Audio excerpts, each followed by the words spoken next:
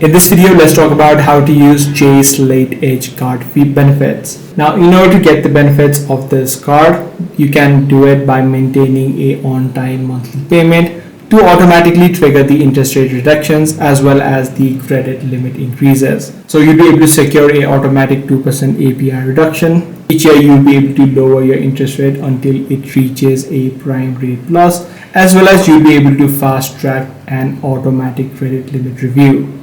You'll be able to unlock a higher credit line without needing to submit a formal request or trigger a hard credit pull as well.